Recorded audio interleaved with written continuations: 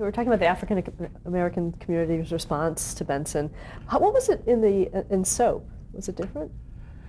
I don't recall it in Soap. You know, he was only in Soap a year. The second year he was Benson in his own series.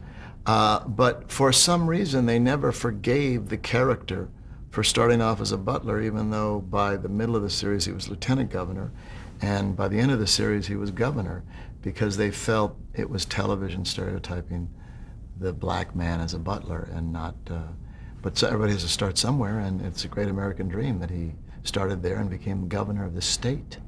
But I don't know why, but it had a stigma of that, and I know Bob felt badly about that, Bob Guillaume, but it was labeled that. Why did the show end in 1986? 7 years, you know, it's time. It was a great run, and Bob is a very dear guy, and we had a good time doing it. You know, he was new to television, and he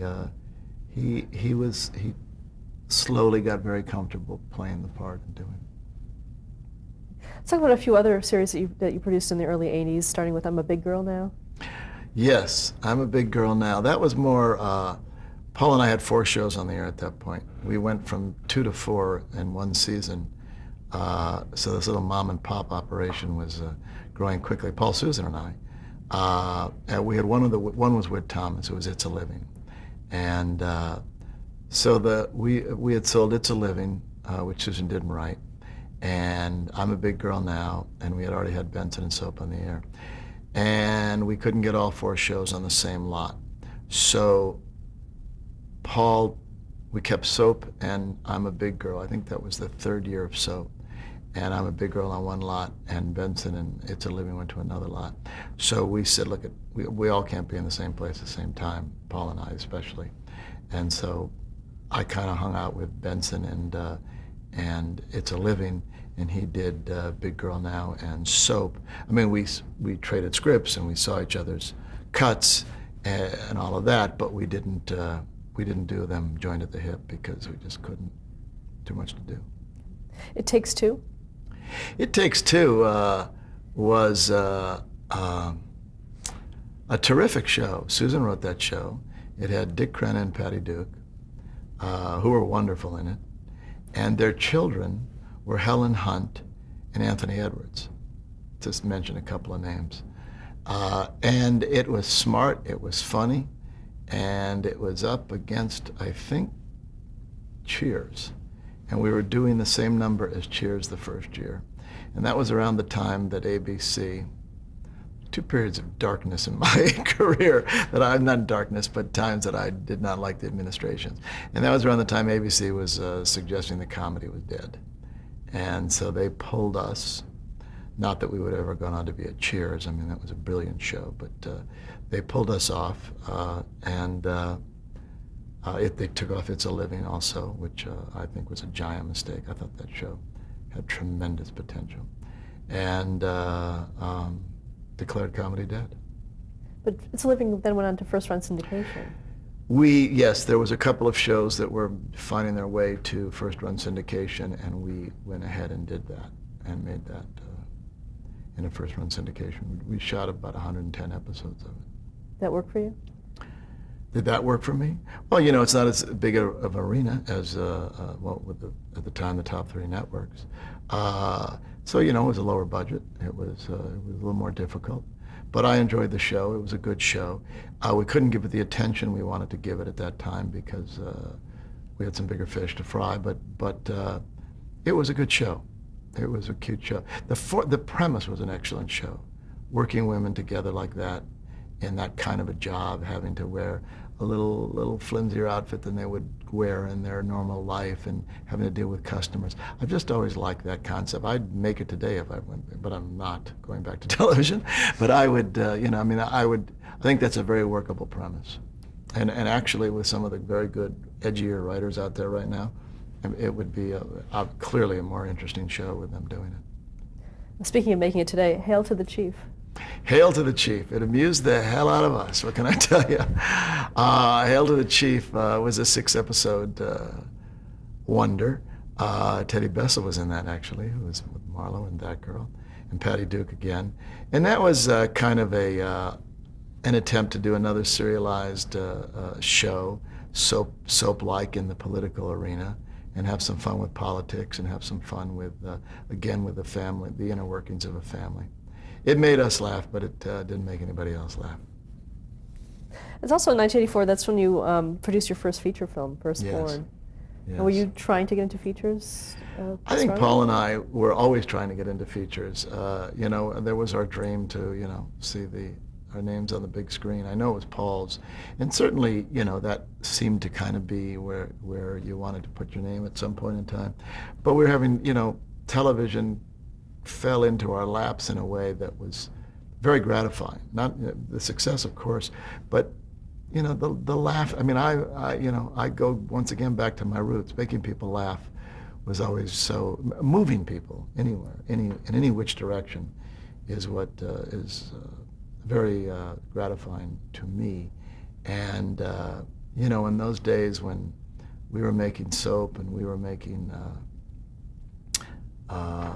Golden Girls and such, especially Soap, the first one, in front of an audience. It was our first audience show that I can remember anyway. And that laughter on Friday night, that kind of laughter, was just so extraordinary to have been part of it all week and get that kind of response on a Friday. I mean, the pilots, Susan and I, Jay almost made us leave the booth because we were so giddy in the back, punching each other about how well that was. He said, "Did you hear that? That's so." I mean, everything that she wrote and crafted, and that we crafted together and staged together and did with Jay, everything that was happening was working. You know, and there's no better feeling. You know, it's like drawing up a touchdown play or something. You know, I would assume. I've never drawn up a touchdown play, but you know, it works. It worked. You know, and all that hard work and your instincts are right, and it killed, and that's always a good feeling. So anyway, but we were going in that direction, and Firstborn was kind of a story that Paul always wanted to do, and having Sherry Lansing as a buddy of ours over at Paramount at the time, we went over there and talked about it. And the next up came Golden Girls. Yeah. That's just all pixie dust. You know, that again, we've been very fortunate to have the right network executives at the right place at the right time. I mean, everybody knows the story that NBC was presenting their season, the prior season, and they had, I don't remember the ladies' names, but two ladies who were in other shows of theirs. One was in Night Court and one was in another show, but older ladies. Was it Doris Roberts and And Selma Diamond? Perhaps, yes. I know it was Selma Diamond from Night Court, and they came out presenting Miami Nice, and and they did this shtick, this run about, no, it's not, and that's Miami Nice. It's about anyway. From that moment, Brandon Tartikoff looked at Warren Littlefield and said, "There's a series in Women like this," and Paul and I had been working with another writer on another idea about two sisters, and we went in to pitch it, and they were not crazy about the notion. It's okay. And they said in the room, "How do you feel about writing about older women? We want to do something about a couple of older women living together." And the writer said, "I don't do older people. I mean, I don't know how to write that," which was fair, and he probably wouldn't have. And we stuck around afterwards and said, "We do, and we know just the writer, Susan." I mean, there's that. It's just clear that older people have more interesting stories. They've lived longer. It's just a more interesting time, and they have a lot more to reflect on, and the passages and the end of your life facing you, et cetera, et cetera. There's a whole lot of things to deal with, and reflections and so on. So it was very rich and always very interesting to do that. And so we said, we'll do it, and we know Susan would love to do it. And so Paul, Susan, and I sat down, and it became three people living together, not two, because we wanted the diversity of different characters. And then we, of course, then we said, let's go really old and give them a mother, give one of them a mother, and she theoretically had stroked a couple of times in her life, so her sensors was not always working, so she could say anything she wanted, which is how we played Estelle. In the beginning and later, there was no stroke issue, but that was kind of what we had said, so that she could just be a loose cannon. And it was the ability of three women not to have life be over at their age. That was the core of the story, and that life isn't over, and that you can recreate another family and do something else and still have friends and support. And that's what we went after, and that was at the core of it. And of course, they behaved like teenagers and spoke like teenagers half the time. But I think it was a good point of view for America to understand that when you get a certain age, it's not over, and you still have feelings and thoughts that are very much like an 18-year-old, and live life to the fullest. And you can have a support system. It's a wonderful fantasy, or it's a wonderful notion to think that if I get in that situation, which my spouse is gone, that I could find some people like that and be together and roommates and share their lives, and they could support me. And I think that was the strength of the show, and then it was just kick-ass funny, just the funniest show ever, in my opinion. Those ladies were just brilliant.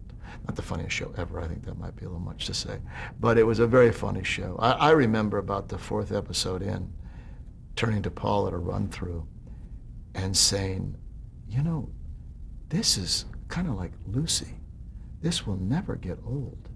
These women are just, first of all, the writing was superb. They're so touching and compelling, and you just want to embrace them all. And they are making you belly laugh. They are killing you with the humor. And the humor was so universal, just because we've done other shows, even Soap, you were doing it and you didn't think this will hold up forever.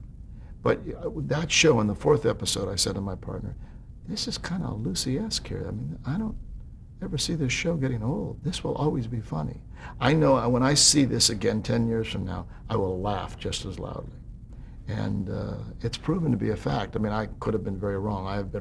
I've made statements before that haven't panned out, but it was clear that this show had legs to hold up, and that humor would be universal. Talk about the casting process that you went through for that show. Well, the casting process was, at first, Brandon and Warren had said that they wanted to try to cast it with faces that America was not familiar with, which is a tough order at that age category. And, we always wanted B. I mean, the script said B. Arthur type. And so we went to New York and Chicago and elsewhere and Canada and looked around, and a lot of Broadway people and theater people. And no one could compare to those we knew, and those we really knew. And so in the end, the Starkers, the real horses, won out. I mean, the people that could really deliver. Not that there weren't some great Broadway actresses that we read and such, but these ladies knew what they were doing. Let's talk about them, starting with B. Arthur. Potentially the funniest woman besides Lucy ever to be on television. I mean, just big time funny. B. Arthur could get you a laugh just by looking, just by a take, just by pausing before the line, in the middle of the line, after the line. Impeccable timing, impeccable looks, a fine actress, and a complete delight, but just killer perfect. We have about all of them, really. I mean, you can just talk about them all at once. Betty, a trooper who knew comedic timing from her birth, I bet. I mean, and Rue just embraced that character so wonderfully. and just understood how to play it and where the vulnerabilities were and where the outrageousness was of it. And all of them had been in television series before. And they looked at this writing and said, oh my God, this woman, Susan Harris, is a brilliant, a genius. We gave them the best possible production we could give them and the best working conditions we could give them. And they truly made it magic for us. And when we showed up strong on a Monday with a fantastic script, they made it unbelievable. And when we showed up not so strong, they made it pretty darn good. I mean, it just was amazing. You know, it just, they really were impeccable. And they got it. And they also got that this doesn't come along often. They got what all of our writers and other people that worked on that show got later on, which was, it's never going to be this good again. On one series at one time, for us, I mean, some actors and other shows and writers have that experience too, but, and I'm sure there are a handful that I can think of that probably had it, but one of those comes along once in your life. I can't imagine it coming along twice. Where the actors know it, and you know it, that this is magic. And later on, we had a lot of young writers on the show, and every few seasons, they changed out a little bit. And we have talked to them over the years, and they all say, we had no idea.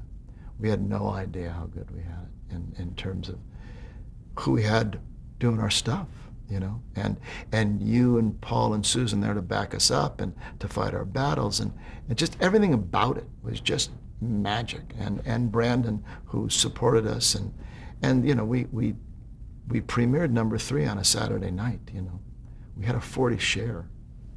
We used to get upset if we dropped below a 39 share. We used to get upset if we dropped into the 30s, but okay, 39 was okay. You know, and kids, everybody was relating to the show. It was just magic. We didn't mention Estelle Getty. Estelle Getty is I was just thinking about the way those three worked. But Estelle was a jewel. You know, the casting of Estelle came into my office. Because of the shows we had on the air, we were all running around doing different things. And on a given day, if I had a heavy post-production schedule, I didn't go to casting, Paul did casting. Or if Paul had a run-through on a show that he was dealing with, and I was doing the casting, or he was in editing. So we filled all the spots just to get the day done. And Estelle came in with Judith Weiner, the casting, that day, with a little purse in a hand, and came in and was this woman, just blew it off the charts. And then we have callback sessions after an actor or actress has done well. We always bring them back, of course. And then it's either to read in front of the same people again and make sure you're happy enough with them that it wasn't an accident, and that then you go and bring them to the networks. And so the callback session I couldn't be at, and Susan and Paul and Jake were there, and I was editing. So I said to them, the editing, their casting's about to start, and I had to get down to get this show out to make an air date. So I said to them, Estelle Getty is going to come in here. Getty is going to come in here and read for you. If she doesn't do it right, make sure she does it again. Do not let her leave this room until you're happy, because I'm telling you, there's nobody else with this. And I go running downstairs, and I come back later to Paul. That casting session is broken up. Jay's down on the stage I think they were doing it at their lunch hour, though. Jay was doing something else for us at the time. And I said, so how'd it go? And he said, I don't know what you saw in Estelle Getty. I said, you are kidding me. I will kill you. You let this woman out of the room. He said, no, are you kidding me? She was great from the moment she walked in the door. I said, oh, great, you know. It just, but sometimes it does, and sometimes it happens where they're not, you know, they don't come back with the magic. But Estelle was brilliant. She was that part. She was that part. I can't imagine doing the show, as you often can't once you get started. Can't imagine doing with anybody else. But, you know, she was the one and only. There was no one that got anywhere near that part like she did. What about any standards and practices issues? Oh yeah, all the time.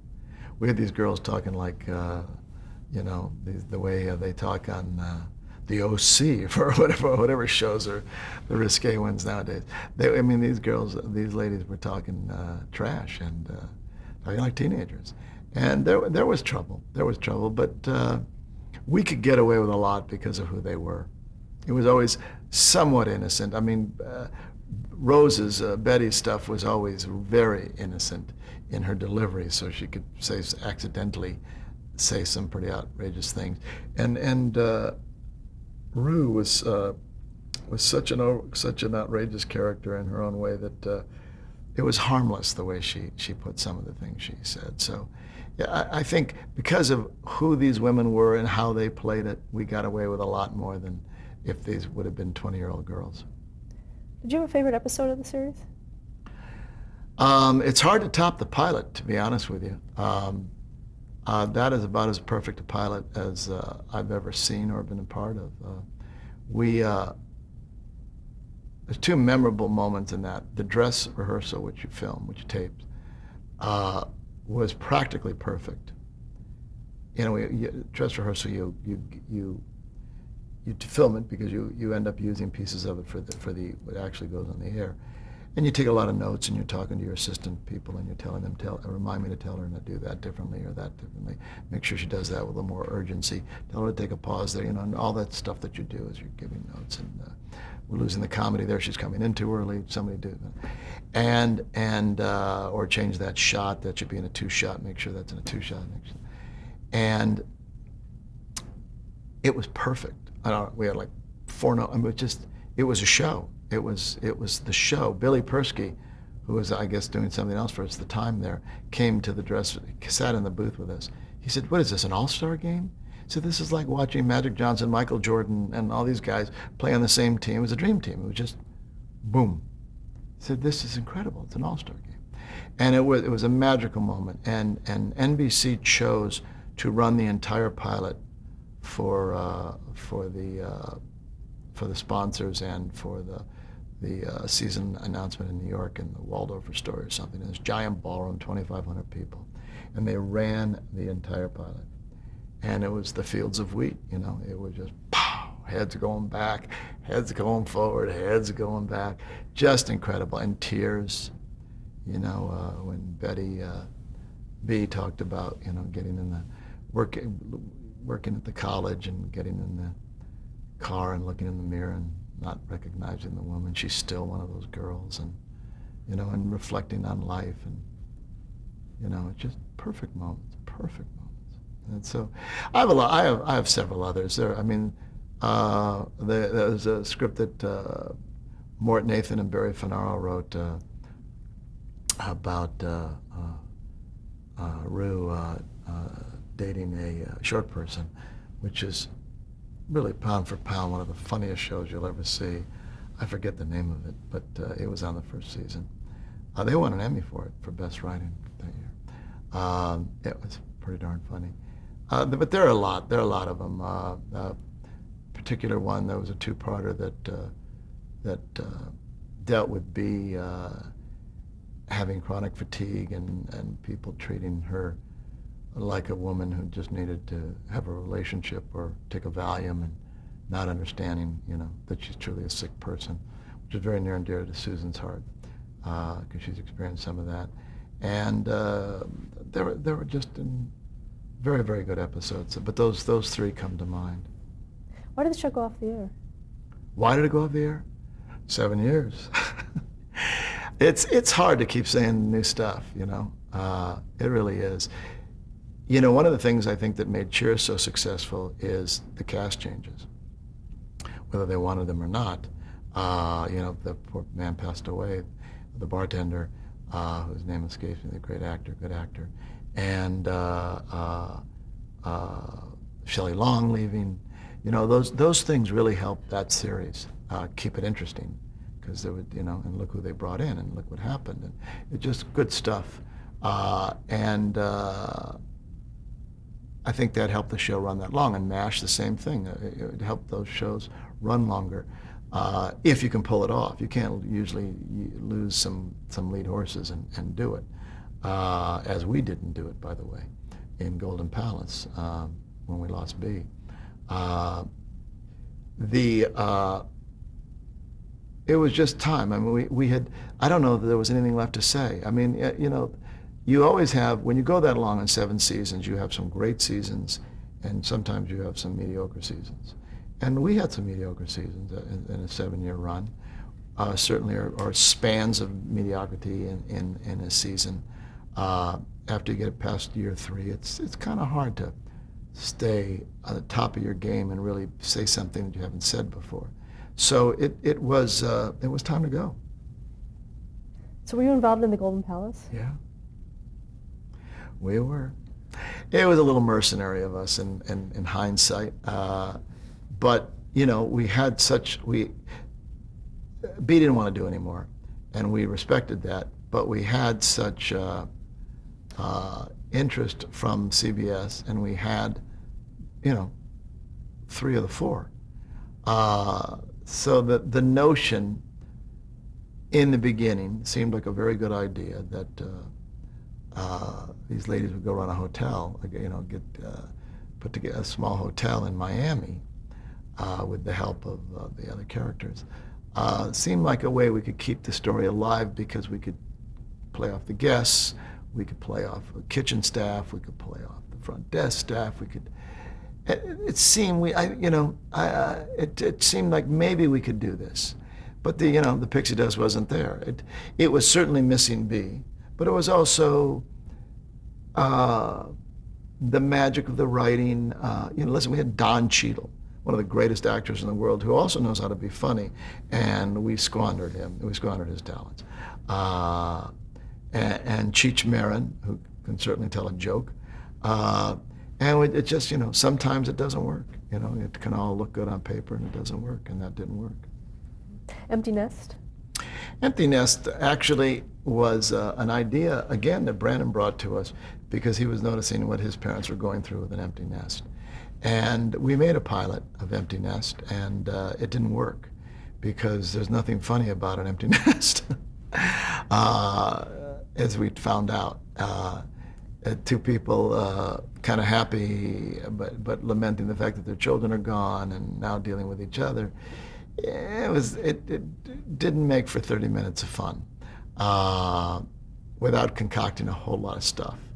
So the next time around, we went with the widower idea, who had an empty nest, but who ended up not really having an empty nest because all his kids moved back in, which was really more of what the nation was experiencing at the time, and still is to some degree, but of the empty nesters not being so empty because the kids are coming back, and also dealing with a widower getting through his life after the loss of his wife. You're being tapped. Let's stop there and change the tape.